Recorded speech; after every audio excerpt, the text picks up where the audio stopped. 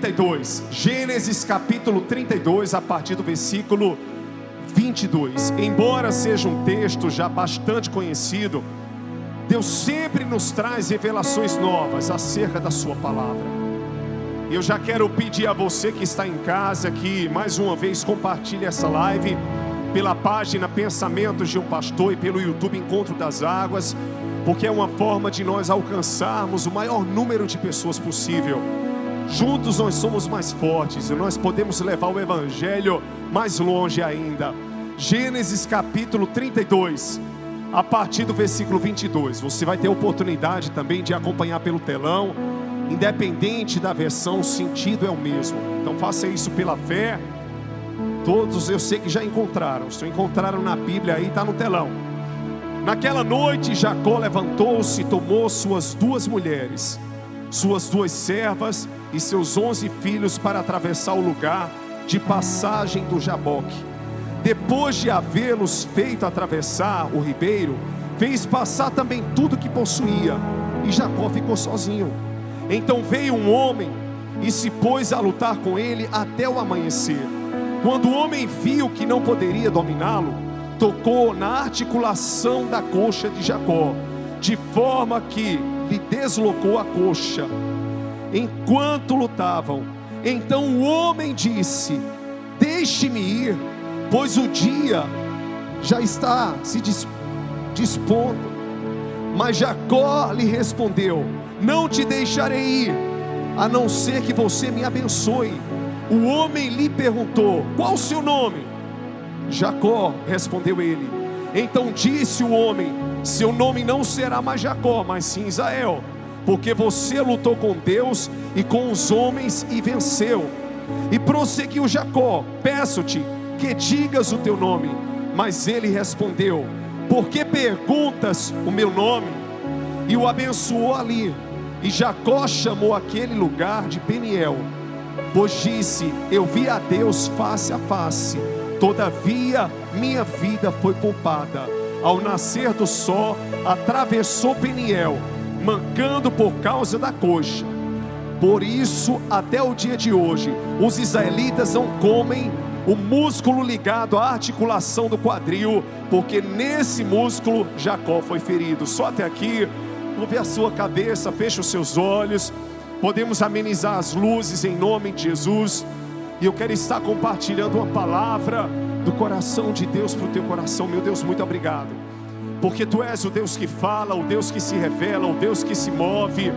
E eu creio, Deus, que nessa noite o Senhor trouxe os Teus filhos até esse lugar para ministrar o coração de cada um deles aquilo que está no Teu coração. Meu Deus, seja glorificado por meio da Tua palavra, não a nós, mas ao Teu nome em toda glória. O que importa é que venhamos a diminuir para que o Senhor cresça. O que importa é que venhamos a desaparecer para que o Senhor apareça através de nós. Meu Deus, que não haja nenhuma expectativa no altar, nem daquilo que vai sair do altar a nível humano, mas que a nível espiritual, que a Tua palavra possa tocar corações, possa tocar vidas, possa transformar pessoas, porque só o Teu Evangelho tem esse poder. E eu creio, meu Deus, que o Senhor já está sendo glorificado até aqui, muito mais será, para a glória do Teu nome. É que nós Te exaltamos nessa noite, em nome de Jesus. Se você crê que o Senhor está aqui, diga amém, diga aleluia. Eu quero falar com vocês nessa noite sobre o processo metanoia, que quer dizer processo de mudança. Metanoia está ligado à mudança de caráter, de personalidade, transformação de vida.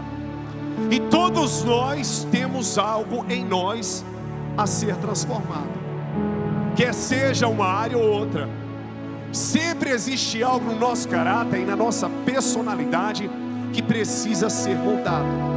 Mas primeiro eu queria trazer para vocês algumas informações históricas, para que vocês possam entender onde Deus quer que cheguemos nessa noite. A primeira delas é que o Val de Jaboque era uma parte rasa do rio, onde existia o encontro do Mar da Galileia e do Mar Morto. O Mar da Galileia Foi um mar que lá na frente você viu o Senhor operando grandes milagres. Houveram grandes pescarias, era reconhecido como um mar de fertilidade. Já o Mar Morto não, literalmente o seu nome já define o que ele era. Existia morte, a densidade do sal era tão alta que ninguém poderia sobreviver. Aliás, nenhum ser vivo, nenhum peixe sobrevivia no Mar Morto. Então é interessante que no encontro dessas águas existia o Val de Jaboque como se fosse uma pororoca, e elas desaguavam no Rio Jordão. Qual que é o Rio Jordão? O lugar onde Jesus ele foi batizado, o lugar onde grandes coisas aconteceram. O Rio Jordão também era uma região de fertilidade.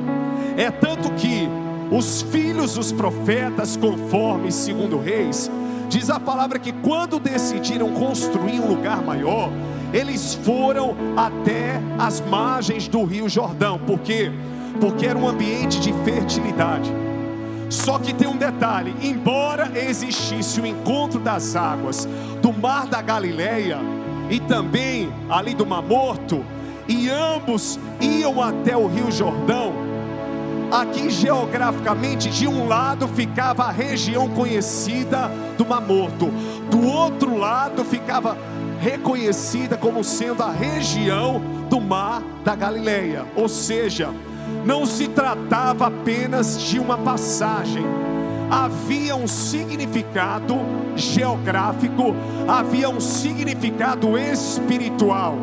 Jacó estava saindo da região de mortalidade, da região do Mar Morto, e ao atravessar o rio, o Val de Jaboque, que era a parte rasa do rio, a parte que não tinha uma correnteza forte, porque todos sabem que quando se trata de uma pororoca, do encontro das águas, existe uma correnteza.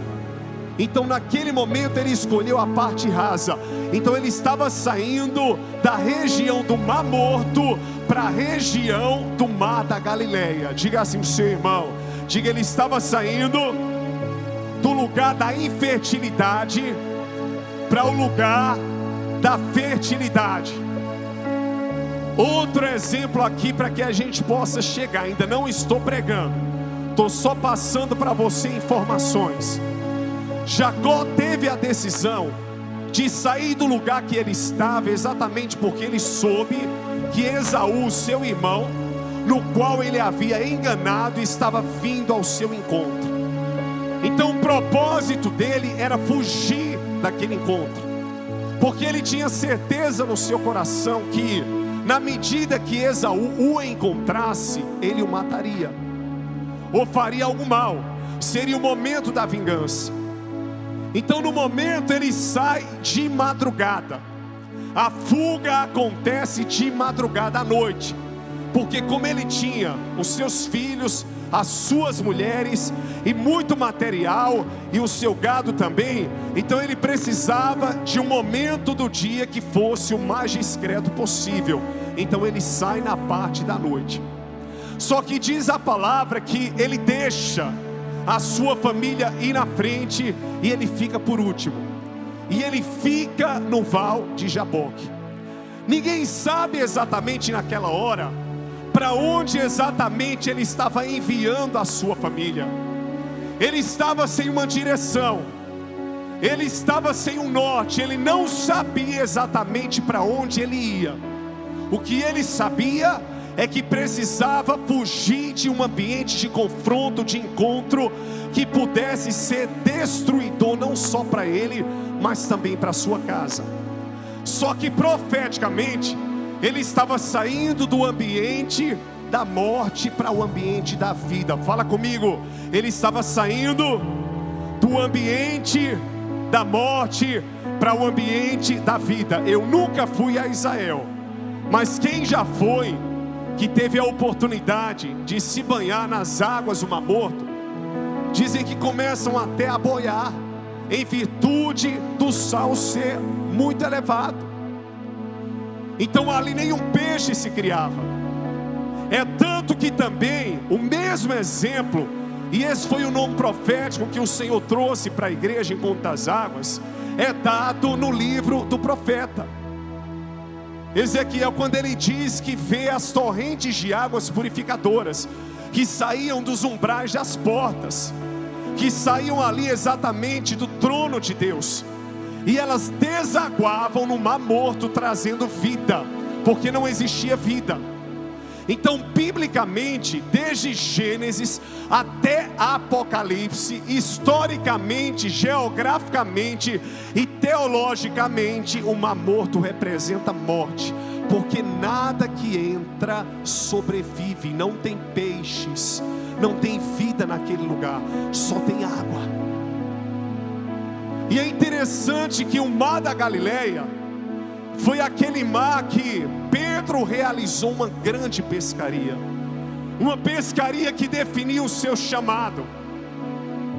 O mar de Tiberíades, em João capítulo 21, também foi, na verdade, para nós, eram grandes lagos, mas a Bíblia chama de mares.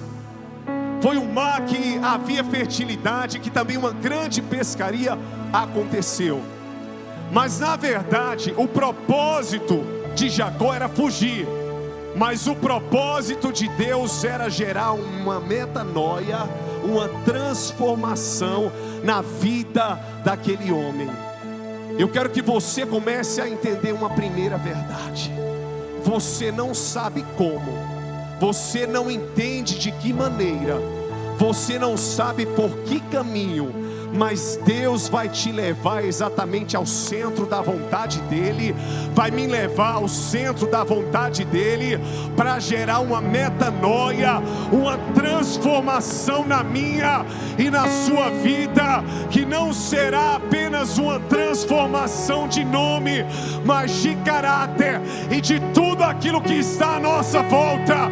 Se você crê que é assim, aplauda lindamente o nome do Senhor Jesus. Oh, glória! Eu agora vou começar a pregar. Fala para o seu irmão, aperta o cinto. Aperta o cinto. Diga para receber de Deus.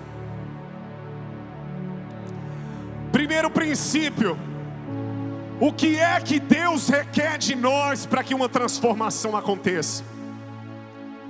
Deus não está cobrando de mim, de você, que nós venhamos a lutar contra a correnteza. Ele nos permite passar pelo lugar das águas rasas. Ou seja, Deus não está requerendo de mim, de você, que venhamos a fazer aquilo que nós não podemos. Por mais que o nosso Deus, Ele saiba como agir, porque Ele nos conhece por dentro e por fora, Ele também compreende as nossas limitações, e Ele sabe que nós somos pó, Ele sabe que nós somos limitados, e Ele sabe até onde pode nos apertar. Só que tem gente que já quer atravessar o rio, lutando contra a correnteza. O que Deus está dizendo para mim e para você hoje é: comece pelas águas rasas. O que Deus está dizendo numa palavra contextualizada é: comece aos poucos, vá pelo raso, mas entre. Não deixe de se molhar, não deixe de dar o primeiro passo. Não queira hoje lutar contra uma grande correnteza, mas decida hoje atravessar, mesmo que aos seus olhos seja uma fuga, mas os planos e os projetos de Deus vão além dos nossos. Nós achamos que estamos fazendo algo, mas Deus está indo muito mais além daquilo que pedimos ou pensamos, segundo o seu poder que em nós opera. Nós achamos que estamos fugindo da família, do chamado, do ministério, de um propósito, mas Deus está dizendo: você se engana, porque o que eu tenho para você, você viverá, haja o que houver, custe o que custar. Se você crê que é assim, diga aleluia. Eita glória, aplauda lindamente a Jesus. Primeiro princípio é esse: Comece devagar, mas comece. Dê o primeiro passo. Tenha a primeira atitude. Isso vem para mim. Estava contando aqui ontem que quando eu cheguei na casa da minha avó, que lá todos nós estamos em cooperação para que todos estejam bem. Que eu vi ali o curativo da minha tia ser tirado. Eu vi um cenário que eu não gostei. Eu percebi algumas bolhas e eu busco muito me informar, não só na internet, mas através de médicos também, acerca de alguns acontecimentos. Imediatamente eu liguei, falei com um amigo que se dispôs. Ele disse: pastor, eu tenho como ajudar na cicatrização, porque ele é diabética. E você ter alguém amputado não só envolve a perda de um membro, mas as dores físicas e psicológicas. Você saber que uma pessoa que te criou, te deu todo o amor e carinho do mundo, enquanto a sua mãe estudava e era professora, uma mulher que realizou tantas coisas na sua vida, estava gemendo e gritando de dor, dizendo: Deus, me leve, porque eu não estou mais suportando. Isso dilacerou o meu coração e eu falei: eu tenho que fazer alguma coisa. E levei esse rapaz lá. E Deus usou a vida dele no laser. E ali ela já começou um processo de melhora. Eu não sabia muito bem por onde eu estava indo, porque eu não sou médico. Mas eu sabia que aquele procedimento era eficaz, porque foi eficaz em outras pessoas. E tudo que eu quero é salvar a vida dela. Já nos conformamos porque ela perdeu o pé, até ela mesma. Nós só não queremos que a doença suba mais, que ela perca mais nada, que ela não sofra mais. Então não temos mais tempo a perder. Estou dando esse exemplo porque eu me refiro à nossa vida. Se temos que começar algo, temos que começar agora. Deus não está pedindo para você nadar. Deus não está pedindo para você lutar contra a correnteza. A cruz não exige de mim e de você aquilo que nós ainda não estamos prontos. Mas o que Deus vai pedir de mim e de você é: dê pelo menos o primeiro passo. Não quer molhar o corpo, mas molha pelo menos os pés. Fala para o seu irmão: molha os pés. E tem propósitos que a gente não entende. Porque ele estava saindo da região do Mar Morto para a região do Mar da Galileia. Segundo princípio, para que a metanoia aconteça, ela acontece de maneira individual e pessoal. Ninguém está com você, a transformação é de dentro para fora. Quando eu olho hoje tantas coisas acontecendo na minha vida, na minha família, eu falo para alguns irmãos, eu falo: isso é tão pequeno. Eu pude amadurecer em alguns meses aquilo que eu não amadureci em anos. Dava valores a coisas que eram tão pequenas diante da realidade da vida, diante daquilo que nós estamos enfrentando, e nós embargamos, nós travamos o nosso coração em coisas que o Senhor quer que venhamos a avançar. E de repente, naquela hora ele ficou só. Diga assim para o seu irmão: é só. Não tem marido, não tem esposa. O tratamento é pessoal, porque só quem conhece o nosso íntimo, o nosso profundo, é o Senhor. Eu vou falar algo muito forte: você é responsável pelo seu destino. Fala para o seu irmão: você é responsável pelo seu destino. Não vem responsabilizar A, B ou C não. Ah, porque fulano de tal fez isso comigo. O que é que você está fazendo? Paulo foi para uma prisão. Ali antes de ir ele foi açoitado, ele apanhou. Diz a palavra que ele sofreu. Mas lá também ele louvou, houve um terremoto, as prisões foram abertas. A gente vai captar e assimilar na nossa mente aquilo que nós queremos. se o lugar por onde nós passamos vai representar sofrimento ou vai representar amadurecimento, milagre, transformação. Então entenda que esse momento de solidão é necessário. E eu não estou falando de solidão física não, você pode estar cercado de pessoas, mas o que Deus está fazendo no teu interior e no teu pessoal ninguém conhece. As experiências que Ele vai te trazer no oculto, no secreto, ninguém sabe, mas você estará vivendo. Apenas se permita, fique só. Ei, minha esposa, vem aqui, me ajude. Ei, meu filho, vem aqui, me ajude. Se havia uma coisa que Jacó sabia, era, por mais que ele quisesse fugir, o tratamento era de Deus com ele e dele com Deus. Quantos creem que é assim? Digam aleluia e aplaudam lindamente a Jesus.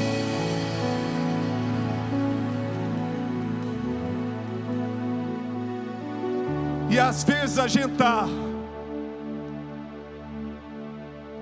nós estamos em um momento que nós queremos que todos se unam para fazer algo por nós, e Deus está dizendo não. Existem processos solitários que eu passei, e eu perguntei: Deus, por que eu tenho que passar por isso?